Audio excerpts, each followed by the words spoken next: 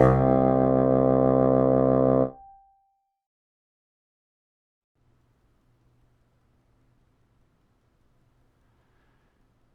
happy Cinco de Mayo.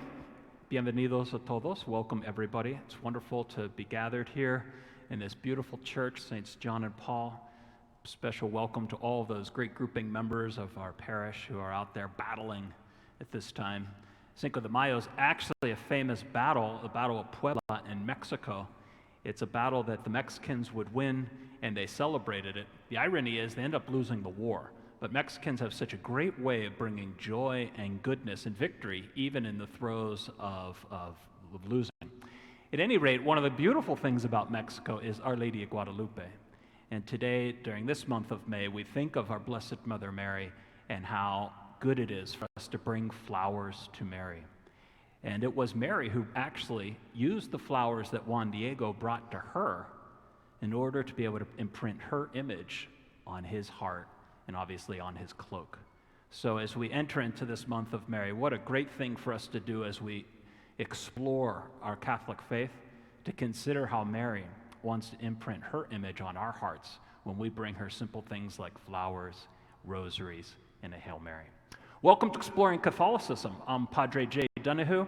We'll be touring on this Tuesday, Consecrated Life, going into the depths of the heart of these dear women who are engaged in such an incredible relationship with Jesus Christ.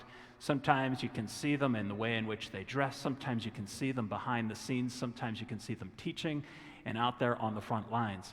It's tremendous women who throughout the centuries were the ones that were behind the scenes, and then we were able to do incredible things like invent schools, invent hospitals, and bring about the great teaching. And in fact, the first American-born saint was St. Elizabeth Ann Seton. And it's so proper for us in our Catholic Church to thank God for the great gift that he gives us through the leadership, the inspiration, and the spiritual love that our mothers and women have. And so there's no greater person, no greater human person in the history of mankind than our dear Blessed Mother Mary. So happy May, and it's great to just be able to welcome here to this wonderful forum of Exploring Catholicism. This is Dorrie Donahue. She's my favorite oldest sister, and so it's wonderful to welcome her here. So, Ro, how are you doing today? What are you thinking about? Just thinking about how's my little brother sitting here bossing me around. That's what I'm thinking about. And who's to your left there? Sister Rose, tell us a little bit about yourself. Hi, I'm from Anchorage, and I'm blessed to be working here at the Great Grouping. That's great. And right over across from me is Megan Crist. Megan, how do you spell your last name? Just like Christ, Christ. How cool is that she has Jesus' name in her last name? That's a pretty good way to do it. Well, I appreciate all of you joining us today. One of the reasons why I felt like we needed to explore consecrated life, because today when we're surrounded in this coronavirus, we can get stuck in the daily news cycle and feel the anxiety of this world just pulling us down. And the fact that these three women exist and are here, they seemingly pierce our earth with heaven. They're like little footprints of heaven on earth through their heart, through their eyes, through the way they speak. And so it's so great that we get to explore a bit of heaven on earth today with them. And so we'll start with Dorrie. Dorrie, tell us a little about your background. We both went to UVA together. You're in one of, this is a secret, but she was in one of the hottest sororities, the Tri-Delt. Okay. She was also a national championship horseback rider at UVA.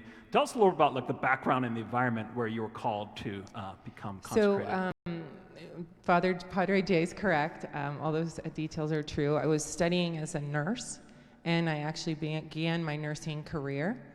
And then you, Father Jay, made the big leap across the pond and met John Paul II, and he encouraged me to do the same. So in March of 1994, at Palm Sunday Mass, John Paul II gave me a blessing. And at that moment, I felt a huge tug in my heart that I want to help that Pope, and I want to help young people, especially young women, understand their dignity. Before you felt the tug of Jesus on your heart through John Paul II, tell us about the tug and the love you had for Cowboy, your horse.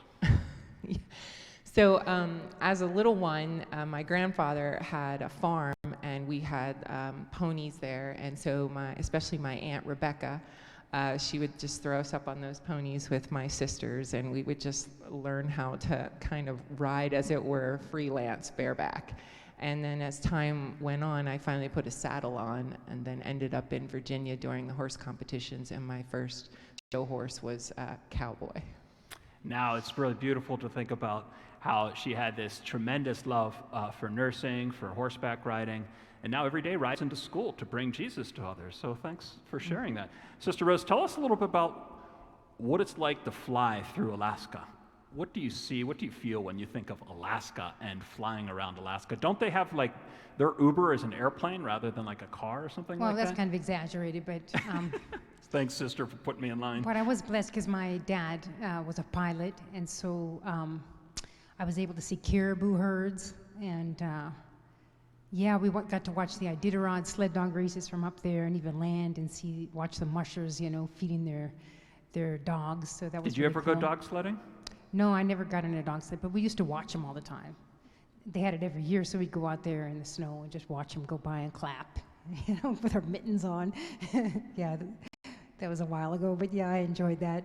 Did you ever have any experiences with, like, bears or the great outdoors where you felt like your life was being threatened by? I didn't feel threatened by the bears, but I did come in close contact with bears a few times working in a fish camp where sports fishermen come out and they'd go flying out to these little fishing holes every day, and there were bears that would come into our camp, like at night.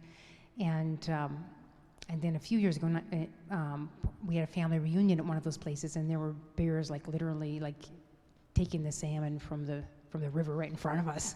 It was just amazing. So you got to eat fish with the bears? No, you're not allowed to have food out there when there's bears. Go attract the bears. And the forest rangers are out there making sure.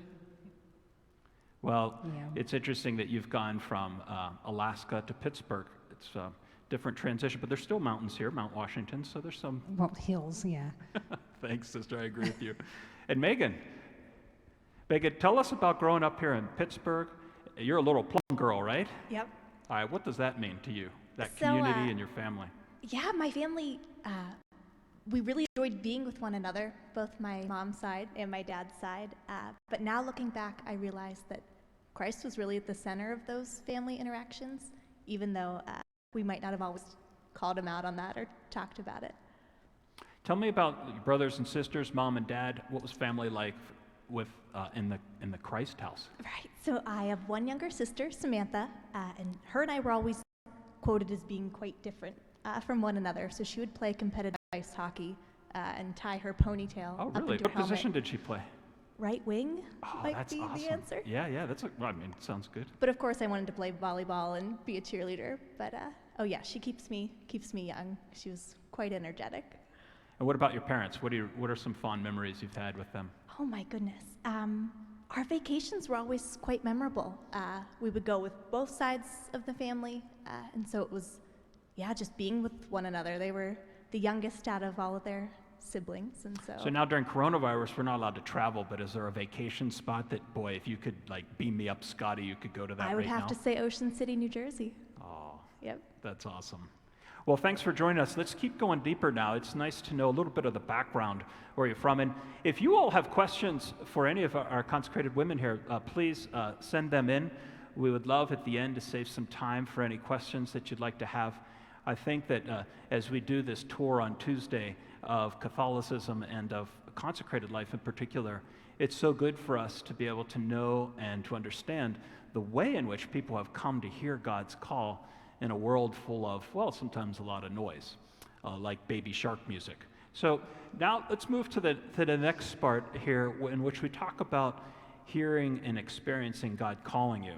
So at least for me, I know that one of the hardest parts of hearing God's call was that I like Dave Matthews Band, which I do like music, but sometimes if the music is up so loud, the sound of God's silent voice is hard to hear.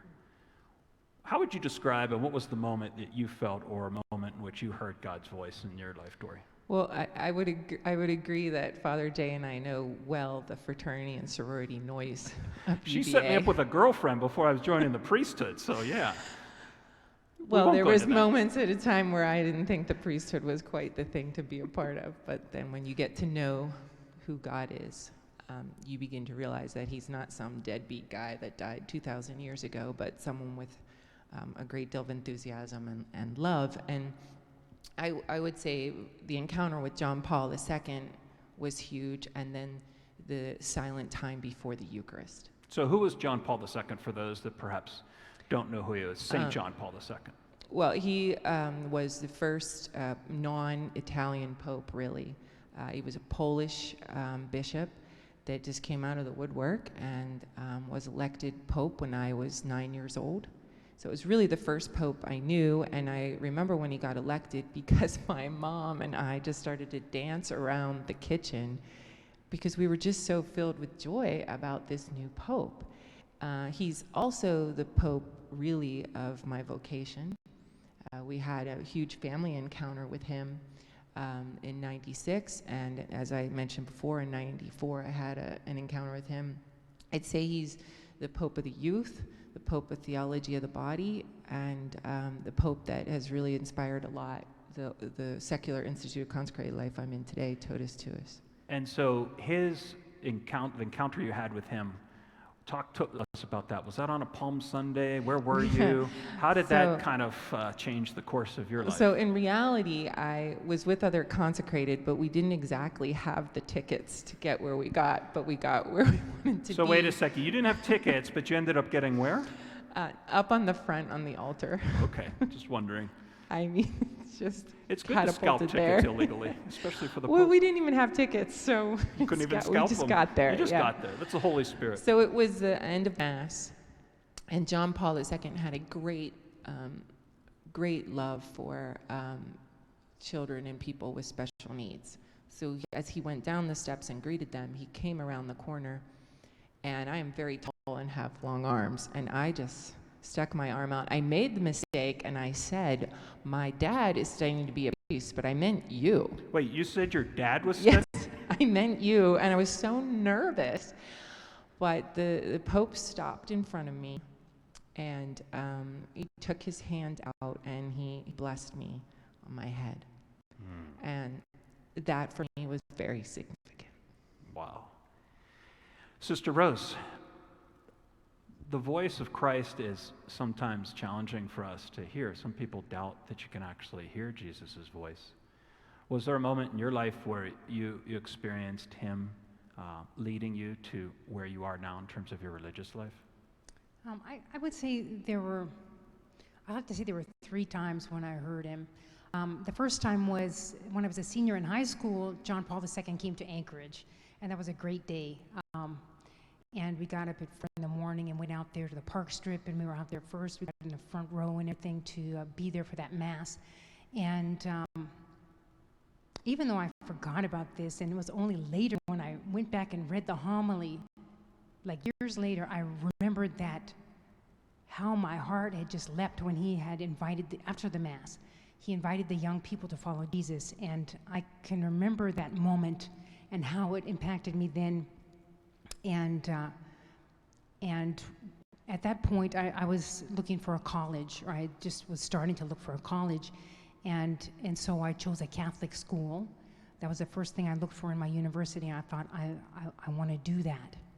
I want to do that. But unfortunately, at that university, I didn't find any direction, and in the end, I really kind of lost my faith and became kind of a Protestant and left there. Which university was this? Well, University of Portland. Anyway, that's in Oregon. So it took a while. I mean, I was waffling around out there, thinking going to Mass at the Homeless for the Shelter on a Wednesday was fulfilling my Sunday obligation, and not even going there every week, and then going to a Protestant service with my boss's family on Sunday, and this kind of stuff, and not even it's all the same. It was all the relativism, but. In 1989, just purely out of curiosity, and also a longing in my heart, something was missing from my life. I went to Medjugorje, but I was going as a tourist. My heart was open, And that where's Medjugorje? Like, is that Well, what that- part of the world is that in? Medjugorje is in Bosnia-Herzegovina. Okay. 'Cause it was in Yugoslavia, former Yugoslavia at the time. And I was anyway, I was 25. It's the last chance to get half-price train fares in Europe. So I got that 2-month pass, and I went over to Europe, and I was going to do that before I turned 26. And that was when the Lord got me down to Medjugorje, just coincidentally because my brother-in-law is from Dubrovnik, and just because they have a house there and that connection, that's what got me down there. But the Lord touched me in a profound way, and that's a second time. It's like that vocation thing surfaced again. But it took a while then because it wasn't until 91, because I don't know, somehow I didn't follow that. I was open, I could say I was open, but I still wanted to get married and all that, so I wasn't really looking for a religious congregation or anything until 91, because in Medjugorje, I had also heard about the Divine Mercy devotion for the first time. So I bought that Diary of St. Faustina in like 1990, and in 91 I started reading that. And when I started reading about the new congregation of sisters that Jesus wanted St. Faustina to start, my heart was just jumping. It would just jump. I can't describe that. It's just like, wow. So I talked to my spiritual director about it, which obviously if I had a spiritual director, then I was serious about doing God's will. But he said, well, maybe you have a vocation. Why don't you go visit the Carmelites in Southern California? Because at the time I was again back in Portland doing graduate studies. So I took the bus down to California to the Carmelites and spent a week there and didn't really have a calling there, and that was it. And it was the second time reading the diary when I was a missionary in Vladivostok, Russia, reading the diary for the second time. So you're from Alaska. Mm-hmm. You went to school in Oregon. Mm-hmm. You went over to Medjugorje, and then you went to Poland. I didn't go to Poland Russia. yet. I went to Vladivostok, because Poland was also Iron Curtain. It was like, even having had that calling to that congregation, I didn't even know, do they exist or not. They were so small and so hidden. And learn Polish and go to Poland, even when I was in Europe before, you couldn't get a visa to Poland, so it was impossible. So I didn't think of going to Poland. But you were in Russia. But I went to Russia because it opened up, and Alaska Airlines was flying over to Vladivostok even, and a priest from Vladivostok was looking for help in pro-life, and I was just convicted I'm supposed to go there. And so I went there in 94, and it was there when I was reading the diary the second time, and I was having my heart jumping again. It's like, so then I just dedicated my vocation to Sister Faustina and started praying to her every day this prayer, and she was still blessed. She had been beatified in 93. So finally, I just realized I can't stay in Russia on my own without the support of a community, and that was when the calling to the religious life. It was possible then for me to fly to Moscow, take a train down to Warsaw, really just go to Poland, and that was in 97. And Geez, you live in Pittsburgh, you can drive down to West Virginia or go to Cleveland, but you could go to Moscow, or you just go. 8 hours flight. Yeah, that's amazing. Yeah, but I knew if they take me, I'll be there till I die. And they took me, so I'm here. Yeah, and you haven't died yet, so that's good too. Yeah. Thank you, sister, for that inspirational way to talk about it. Megan, you're in a program of discernment. So Dorrie and Sister Rose have taken formal promises or vows to Jesus, and you're starting down a path of discerning, trying to discover God's call for you. What made you start thinking like this, or what were some experiences that you had to consider starting down a path or a journey towards discerning the vocation?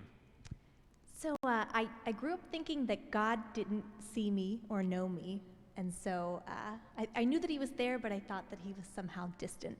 And then I hesitate to be one of those, I went on a cool trip and it changed my life sort of people, but the Camino, walking those 500 miles across Spain, really opened my eyes to, I guess, two things really. The freedom that I have in Christ's love, and how joyful Mary is about me growing closer to her son.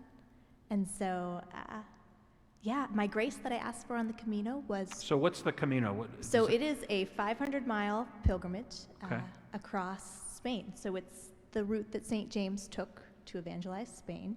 And so pilgrims for, hundreds of years now have been following those same steps. Actually, it's kind of cool.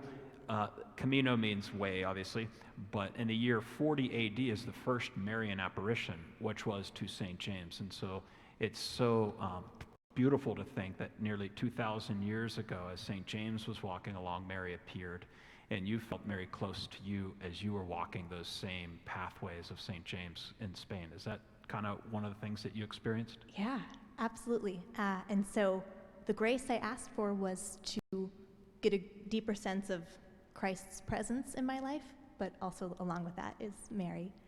And then he told me that he would follow me wherever I went.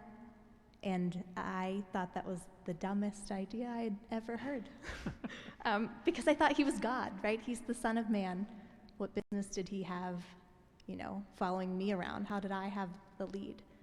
But I now realize that he was giving me complete freedom to fall in love with him. So if I could ask, you felt invisible. Yeah, definitely not How seen. do you now feel visible in front of Jesus? I guess that it's, he's so human. And that's what I couldn't grasp. As a kid going through Catholic school, you learn about him, but I didn't know that you could interact and talk with any member of the Trinity, but especially Christ. And so learning that really opened up my eyes to, he loves all things about me, even the parts of me that I maybe more ashamed of. Where did you go to school? So I went to Mary Queen of Apostles in New Kensington for grade school, and then I attended Oakland Catholic in high school. Big shout out to all the OC girls, right? Absolutely. Is that where you're currently working? Yes, so God has a sense of humor not only with my last name, but also with the fact that I never thought I would be a campus minister, especially not at a high school that I attended, but it's been so rewarding. Well, I appreciate that. I hope that everybody watching can know that you see these three stories, they're completely different, but it's all the same voice of God speaking to our hearts. And I pray that somehow this conversation can give us all the confidence to be able to open up our hearts and minds and just be able to listen to the Lord who wants us to be close to him. So as we go a little bit deeper, Dorrie, you talk a lot about your own call in St. John Paul II. Where did that lead you in terms of the consecrated life? Talk to us a little bit about how Christ looks through you, loves through you as a consecrated woman. Talk a little bit about consecrated life and totus tuus. So once you had entered the priesthood, it had high impact on me. So I was working as a chemotherapy nurse in the University of Virginia Medical Center, and I started attending daily Mass. And so that closeness and that intimacy with Christ began to grow a lot, to the point that I wanted to be the nurse of the soul, nurse the body. And from there, I had met these other consecrated women, so I started to go and visit with them. And then I began a process of discernment with them. And then it became very clear to me that, Christ was calling me, and I could feel myself falling more and more in love with him through prayer and then through the ministry as well. I would say that, I had an exact, actual revelation of a prayer when I was working with some inner city children up in Rhode Island. We were doing an activity with them, playing a goofy game. I was hiding from them, and I finally had this little, wrestling match in my heart with God that, I would really rather just go home and, continue my job, have a husband and kids. But if you're asking me this, okay. But it became, undeniable, this rush of love inside of me. And then I freely, gave my yes. And then suddenly all the children were there, and we continued to play. And I began to understand that, that spousal union with Christ would fill every space that I needed, and that the children or the young people I would come in contact with would be where my maternity would lie. And I was astonished by the fulfillment that came from both those things, and I never stopped being kind of astonished by it all. You're astonished by the spousal relationship with Christ. St. Catherine of Siena, who is a doctor of the church, in her dialogues speaks about this kind of spousal relationship. What do you think St. Catherine is pointing to when she talks about a woman having a spousal relationship with Jesus Christ? I mean, it's simply everything that a good husband would be for his wife is exactly what Christ can be. And plus, his mother was fantastic, so of course Christ learned well, right? Yes, that's true. So really, the availability that a woman has for her husband and children is also the availability that we have as consecrated that are given completely to Christ and then to the children of the church. So it works in the same way. Right. Sister Rose, so a little different than Dorrie and Megan, you've obviously followed a path that was inspired by St. Faustina, but has a great love of history, of wonderful sisters and nuns throughout history. What was it that you think that helped you identify with a type of consecrated life that maybe would be called a religious consecrated life? Can you talk a little bit about your decision and what religious life is like a little bit? I guess when I went out from Vladivostok, I didn't even know if the congregation was cloistered or not, and I didn't really care. Well, let's stop there. What does it mean to be cloistered? Cloistered is when you, once you enter, you don't come out to visit your family, you can go to the hospital, but you don't go out. You don't leave the cloister. You live in there, and you have that vow of stability, and you just live among those sisters. And so you're like in a permanent quarantine? I guess you could say, in a way, but it's your choice. You have freedom. Right. So it's not like the governor's telling you to be quarantined. No. It's like Jesus is saying, I need your silence, your patience, your love. You're just all for me. Yeah, but it's an invitation. Okay. It's an invitation for you to accept. But you weren't called to that. So well, there's a religious life like that, but you were called to something else. If it had been, because when you read St. Faustina's diary, you can get that impression, actually, that it's cloistered. So I was ready for whatever it is. I just knew I'm called there. And it wasn't, so that's fine too. I would have managed. I mean, whatever he called me to, I said yes. So we live in communities. We have about 30 of them throughout the world, and most of them in Poland, and probably about 10 other countries. So we have just one house here in the States, here in Pittsburgh, and it's 3 sisters living in a community. So we have our daily schedule. We have the wake-up call and what time do you wake up? Well, during Corona time, we're getting up at 7. Oh my gosh, 7 o'clock. But what if it wasn't Corona time? What's the normal schedule? The normal schedule, it varies from house to house. Some houses, it can be 5:30. Others, it can be 7:30 if there's elderly sisters and that stuff. So it just varies on the needs of the sisters, on the health of the sisters, on the routine. Some sisters have things to do in the evening, and that so it all depends. Well, what's the difference, do you think, between a non-cloistered and a cloistered life? Like, you live a non-cloistered life. What does that mean in terms of interactions with your community? No, we actually live in a cloister. Oh, you live in a cloister, our so you're cloistered. Our living quarters are cloistered. Okay, sorry. But active versus contemplative. Okay. So contemplative sisters just live, they pray, and they stay at home. And active sisters, they go out and do ministries. So it's proper to say you're actively cloistered. We're cloistered. We're not really cloistered. We just our convent is cloistered. Our bedrooms are cloistered. Some of our rooms are cloistered. The chapel obviously isn't, but there's areas to receive guests. But in our congregation, we have a cloistered living space. We have. And if nobody's ever heard the word cloistered, it's not quarantine. What is the beauty of having cloistered space for religious? It's also kind of like consecrated. It's just set aside for the sisters. And I think back in the day, they had more things that were, things like a whip, that they would whip themselves. They would have that in their bedroom, for example. It would be sitting on their desk, that they whip themselves every night. And we don't have those kinds of things, but for a lay person to walk in and see those kind of things would be like, it's not appropriate. So the lay people were not allowed. Only a priest can come in to bring Holy Communion, or a doctor if necessary, or of course repairmen, but we don't, this cloistered area, it's just not, there's no access for. So there was a tradition in the church, and some people have felt called to this, the phrase no pain, no gain. People who felt called to identify with the very pain, suffering, and bleeding of Jesus Christ would do very extreme penances. So penance is like, okay, I'm not going to eat chocolate today, or I'm going to fast for a day. Those are some of the penances. But some people felt that they wanted more extreme penances. Some would put like a rock in their shoe.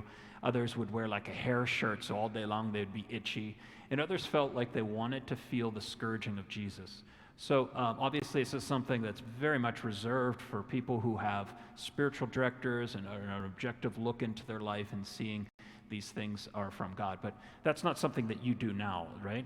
Well, I would say we don't do those things. I mean, whip yourself. You don't do that. Oh, we don't whip ourselves, but we do have penances. And Yeah. I think also in 2020, I think there are some religious who would sleep without a mattress, for example. Yeah, sure. Well, they don't need someone to see that they're sleeping on a board. If Right. they are, they don't need people talking about them like that. They're doing that for the Lord and for the salvation of souls and things. They have their intentions for these things. And What's it mean to be able to pray in community? What is the typical prayer life for you in terms of the community prayer life of a religious? So we have morning prayer. We get up, we pray the office, the divine office. So we pray the morning prayer from the office from the office, and then we have meditation for 30 minutes. Sometimes in some houses we have it together. Other houses, some sisters have to rush off, so we will have it individually. We come together for daytime prayer at noon in the Angelus. 3 o'clock we pray the Chaplet of Mercy. And So tell us about the Chaplet of Mercy briefly. What is that? Because that's one of the pinnacle prayers of your community, that's, right? That's something Jesus revealed to St. Faustina. It's just a way to implore mercy for the world, and it's a real effective way. You're offering God the body, blood, soul, and divinity of Jesus Christ in atonement for sin, just as the priesthood of believers, as the universal priesthood. We're able to do that and plead with God for the sake of what Jesus went through for us, have mercy. And it's extremely powerful because God, when he gets reminded what Jesus went through for all the suffering he went through, he can't say no. So it's really, really powerful. And we pray that in that 3 o'clock hour. That's the hour of mercy, another revelation to St. Faustina.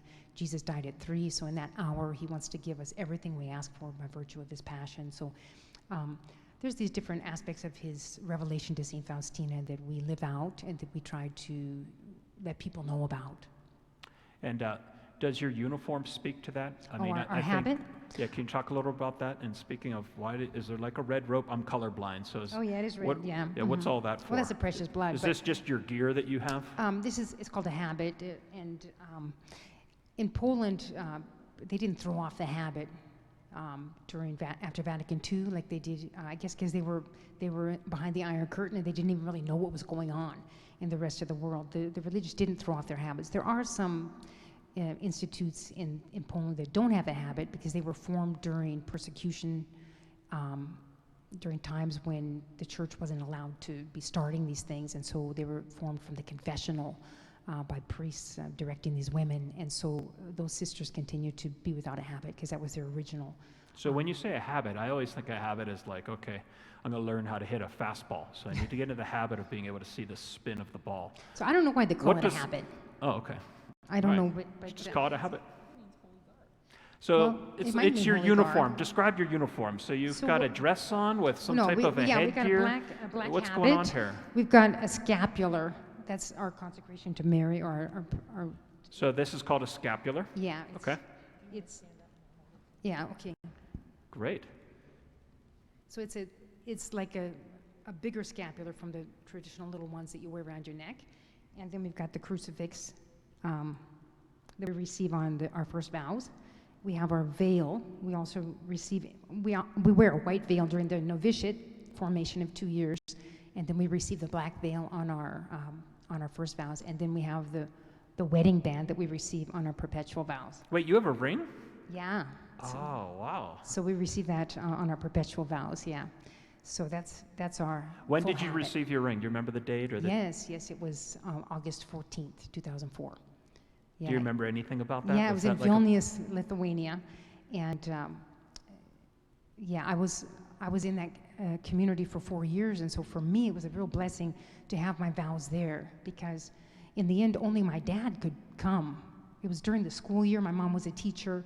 My family, no one was able to come, just my dad. So I only had the one guest coming from home, but because I lived in that community of Vilnius, my friends were able to come, because the other sisters, they came from Poland, and Sister Emily, who's here with me in Pittsburgh, she was living in Brazil at the time, and so her family was able to come.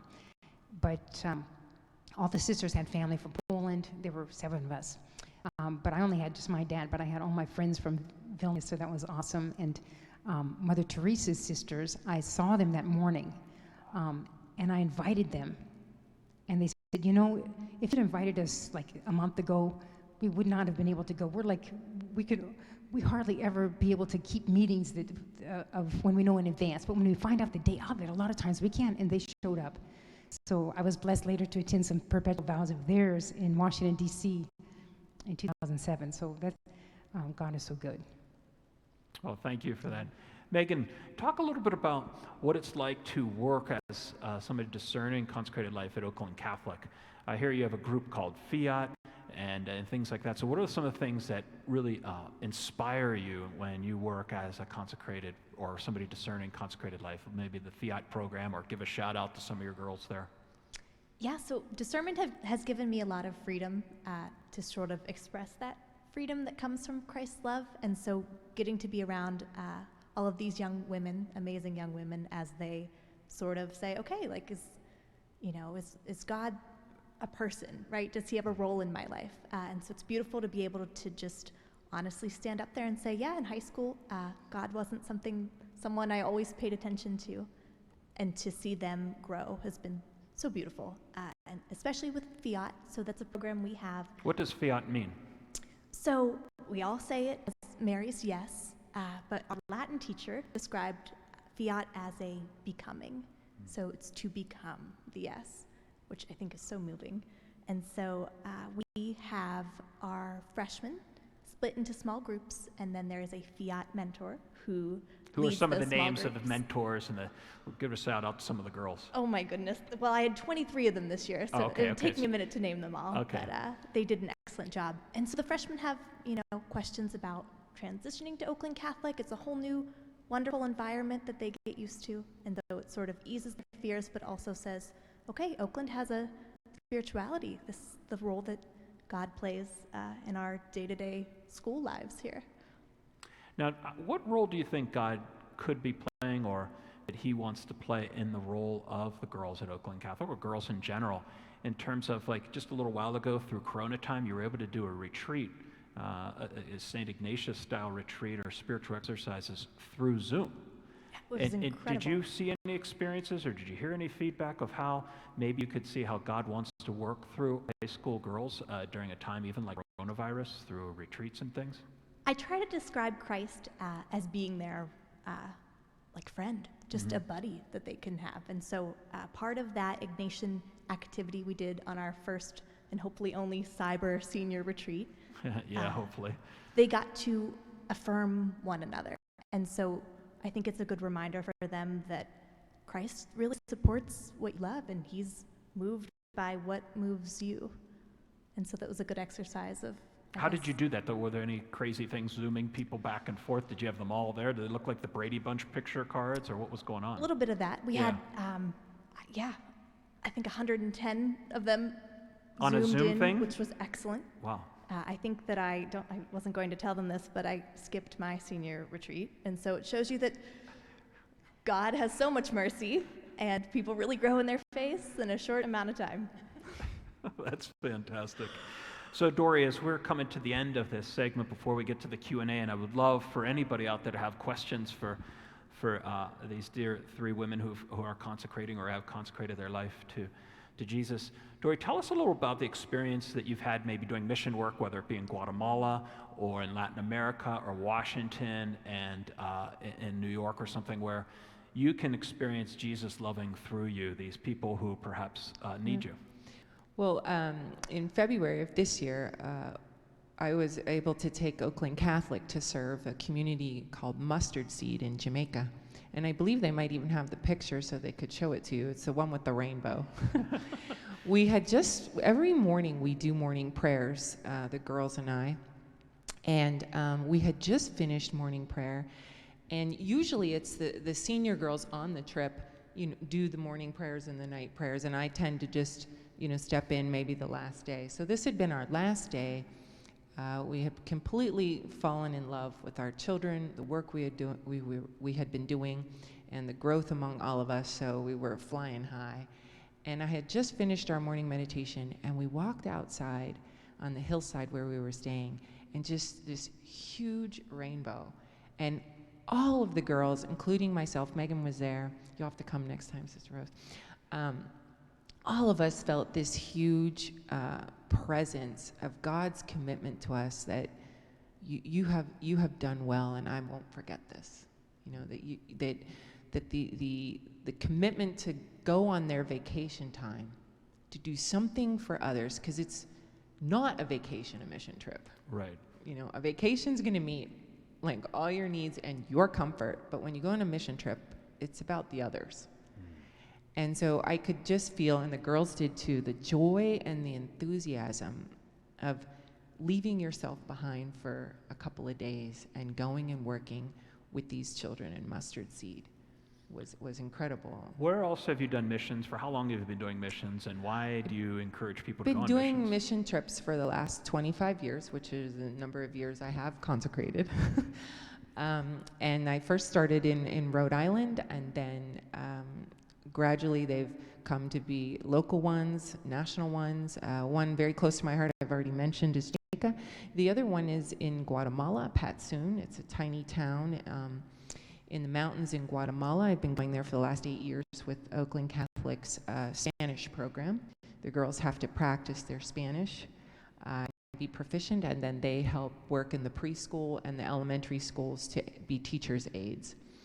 And then once they graduate from Oakland, they have the option of going there for a month or two to continue the missionary teacher program there, to fortify. They don't have some of the special ed needs, and so our girls will get trained in that. So that's very rewarding as well. And the accompaniment of the Franciscan sisters brings that sacramental fervor, prayer, and the spirituality to that town and to us. So similar to religious life, which is obviously what Sister Rose is, consecrated life, secular consecrated life is what you have. I think you have a ring on your finger. Yeah, so I do. Not like there's a big difference. What's the difference between like you and Sister Rose or other forms of consecrated life? Well, I'll start with what we all have in common for consecrated life in the church. There's 7 different forms of consecrated life in the church. And what we all have in common is a vowed celibate life, to be completely Christ. And then there's varying differences. That means you won't have a husband like on earth, right? Right. Celibate life. Okay. Yeah, got it. Right. And your availability, once again, is given to Christ and to the church. And when it comes to religious life, Sister just showed us her super duper holy garb, right? And she also has a cadence to her life with community prayer and the cloister and all that. And then they also have what canon law would call, the laws of the church, a corporate apostolate. So you have your missionaries of charity, this Saint Teresa discovered, that works for the poor, or your Franciscans for the poor. The Dominicans teach. The Merciful Jesus, they work to promote the devotion of the divine mercy.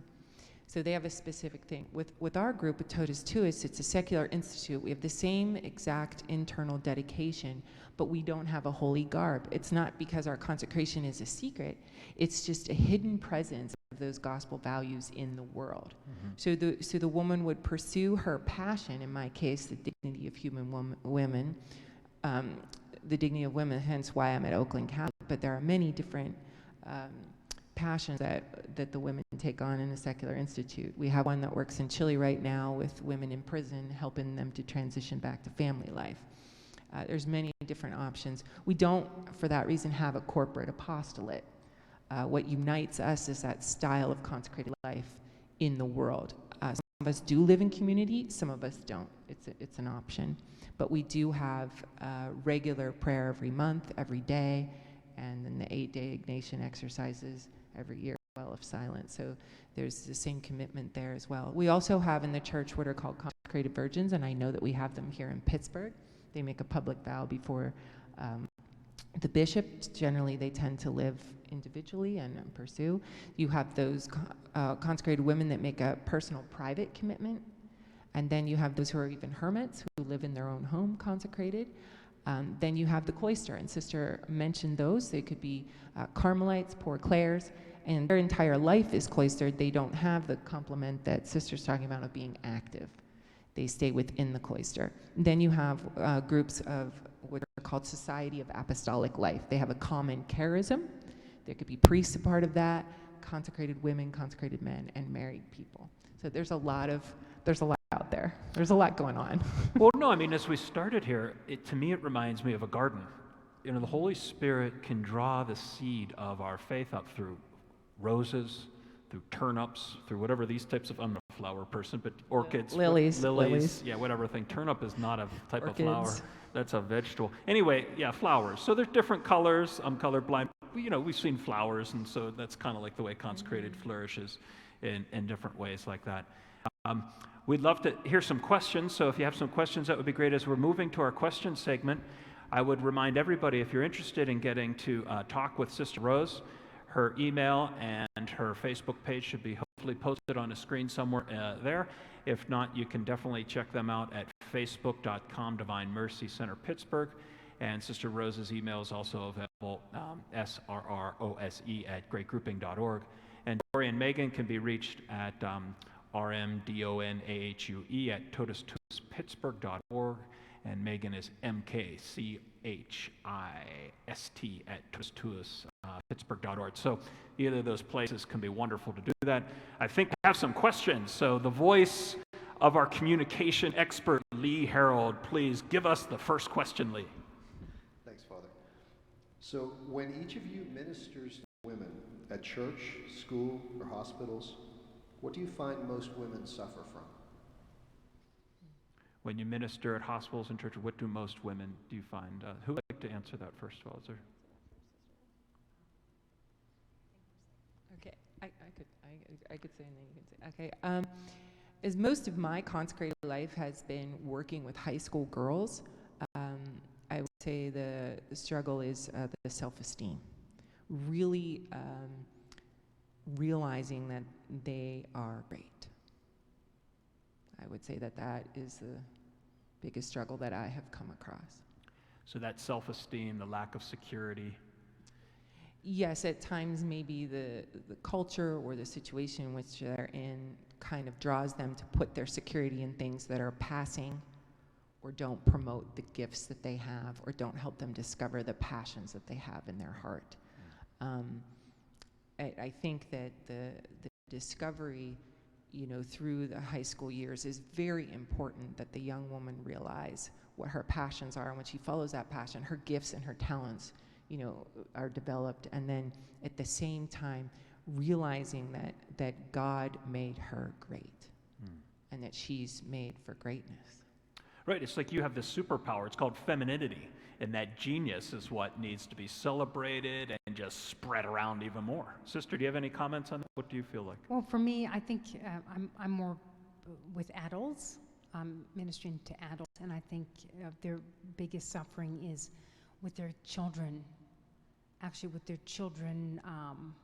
going astray, getting involved in different drugs or a cult or whatever, and just feeling so powerless and helpless against that, and just helping them to find prayers or ministries that can help them with that, dealing with that. Do you think St. Monica could be a help for some parents? Yeah, I've passed out those prayers to St. Monica, actually, to a lot of moms. Can you just tell briefly, St. Monica, what that means? Well, St. Monica was St. Augustine's mother, and he was off all over the place, having illegitimate children, and you name it. And she prayed and prayed and prayed and cried so many tears, and suddenly one day, boom, he became a great saint. So she's a powerful intercessor for moms. So I think during this is beautiful because we have Mother's Day coming up, and I know every mom wants to see their child happy. And there's definitely the deep happiness that there is, as you all have expressed in Jesus. So we just send a little shout out to all moms and turn to St. Monica. Lee, do we have more questions? What would be the first step for someone to take if they think they might be called to consecrated life? Let's just turn to Megan. What was your first step to think about this? Like, what were you doing, and then what was your first step? Like, literally, was it like jumping onto the moon, taking that first giant step for mankind, or what was your first step? The first step for me was getting my heart and my brain to speak the same language. And so when Christ said, "I'll follow you wherever you go," my heart felt, I think, the most amount of love and freedom that I've ever felt. But my brain was like, this doesn't make sense. What does that mean? And so I think once I could start to put those two together and realize that I have to go where the light is. I have to do what makes me feel the most loved and the most free. And once I started doing that, it was so simple. It opened up really gently. Like God had already put in place the steps that I needed to take. Were you working somewhere and then you made a phone call somewhere? Were you somewhere and you went and visited? What was the exterior manifestation of that light? So I had already moved in with Totus Tuus, and so I thought when I moved in, asked what my role in the house would be, and the answer was, be just Megan. And so I was just Megan for a long time. And so after that, once my heart was sort of open to that, I had to just, I guess, be honest about it and just ask of like, okay, this is sort of how that prayer went. And once that light was in there, and then I really turned to the Blessed Mother. So she helped affirm me in my own skin, but also helped to affirm my relationship with Christ. And so she just loved me up as a mom, and it got a lot easier once she was involved. So being able to visualize consecrated life was important. You felt in your heart and in your mind that there was this tug of Jesus, and you needed to be able to go and experience consecrated life a little bit, work with consecrated. Did that play a fundamental role in where you are now? Yeah, because I think it helped me to realize how beautiful I saw, the different consecrated women that I've seen in my life, how beautiful their yes was. And so reflecting on, actually I was sort of moved by that at a young age, and then I was incredibly moved by, the freedom in the women of Totus Tuus. So Sister Rose, if there's somebody out there that'd be interested in getting to know, what's the name of your congregation? How would somebody take a step towards maybe getting in touch with you or one of the sisters if they would like to get to more information? Yeah, we're the Congregation of Sisters of Merciful Jesus. As I mentioned, we're the only house in the U.S. We're in Pittsburgh here, and you can contact me by the email that Father Jay gave, and I think it was flashed up on the screen. We usually, not during Corona time, but normally we would have discernment weekends where we would invite young women over to just spend the weekend with us and see how we live and our prayer schedule and all that, and just get to know us and our ministries that we're involved in, which vary from house to house. I mean, we've got doctors and nurses and teachers, and we've got retreat houses where the sisters just give retreats, and we've got all kinds of ministries that we're involved in. So it wouldn't be limited just to what you see in Pittsburgh, but you can still come and see that. I don't know when it's going to happen, when Corona time is over and it's going to be safe for us to take people in, but you can get on the list for us to contact you when that happens by contacting me, but you can check out our Facebook page, Divine Mercy Center Pittsburgh, and find out the kinds of stuff we're involved in. Great. Dorrie, so we've heard Megan talk about, obviously, that importance of taking a step to actually go live and get to know the house of this. Sister's obviously talking about experiencing things. What would you say is a practical step for somebody who's watching us now that would maybe like to take a step toward consecrated life? I think definitely it's your prayer life, and getting a good spiritual director that's able to help you sort through the presence of God in your life, and your sacramental life in as much as possible right now. Yeah. And then a community of friends that are really striving as well to seek Christ and to seek true friendships, where each person in that friendship is really looked out for, listened to, because when we're listened to, it drums out that isolation. When you really listen to and you feel understood, you begin to flourish, and it's when we're flourishing that we're really able to discover our passion and find our way. Yeah, one very simple thing for me is just pretend for 24 hours that you're Sister Rose or Dorrie. Pretend you're consecrated to Jesus, and start to think when you wake up in the morning, what does that look like for me? How would I pray? How would I talk to my family? How would I eat? How would I go about my day? Just kind of try it on. It's like trying on shoes. Just try on being a consecrated. Pretend. You don't have to tell anybody, but just experience with that. Like, what would that be like to wear a ring that Jesus put on your finger? What would it be like to speak to God knowing that you're married to him? See, these are all ways that mentally we can kind of go through that. Lee, do you have any more questions for us? Yeah, last one. This is more of a general question, but I think in a way it is related to each of your orders. Why do you think so much holiness seems to come out of Poland? Why do you think so much holiness comes from Poland, Sister? Well, Poland was kind of sheltered from the sexual revolution and from also all that turmoil in the church after Vatican II. They didn't even know what was going on, and so the youth weren't corrupted as early, because now it's compensated, and church attendance is like 20% now of baptized Catholics, but everybody's a baptized Catholic practically in the country, except now they're not getting their kids baptized and stuff. So, but Poland, it was just sheltered. I think that's part of it, and also they had they call it their baptism in the year 660, and so in 1960, then they celebrated 100 years of baptism. They call it. That's when Christianity or Catholicism was accepted in the country, and so they've had it for 1,000 years, and it's their tradition, and they were like 95% Catholic for centuries. So yeah, it's just a special place. I was so blessed to be there during the pontificate of John Paul II. I had to learn Polish, and so then we could attend his masses and stuff, and I actually could understand what he was saying in Polish and stuff. It was just awesome.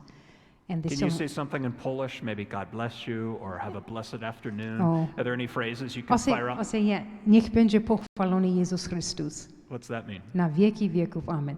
Praise be Jesus Christ now and forever. Oh, that's yeah, great. Even walking down the street in Poland, often people say that to me. Praise be Jesus Christ. That's how they greet a nun and a priest. Or that's how they used to.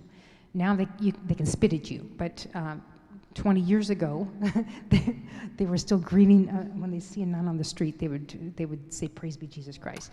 Well, I'd like to appreciate all of you here today, and I would really beg all of those who are watching to pray for Dorrie, to pray for Sister Rose, to pray for Megan, and for all those thousands of women who around the world serve our world spiritually through this beautiful gift of consecrated life and through their apostolate. What a way in which Jesus Christ loves humanity through the feminine genius of a consecrated woman. So I appreciate you all being here. It was absolutely God's will that it was through Mary that he wanted his son to come through. And so it's obvious that he continues to want, through the fertility of your own lives, through the blossoming of your own flowers, to be able to spread this. Join us next Tuesday. I have Cindy DeShane, another fabulous woman. She's married and she's got kids, and she is just doing tremendous work in Beaver County. She's on the front line of Corona time, with food, with medical help. She's helping out the Hispanic community. She's helping out some of the minorities. She's doing crazy amount of work, and so I can't wait to bring her on to explore Catholicism on the front lines of Corona time. So I hope that being able to explore this Tuesday, we took a tour of Consecrated Life very briefly, that this helps all of us recognize how God calls us to heaven. But sure, it takes the stories from somebody from Alaska or Plum or from UVA to be able to discover God can work in such extraordinary ways. So thanks for exploring Catholicism with us today. We invite you during this month of May to be very close to Mary and to praise God for those consecrated women.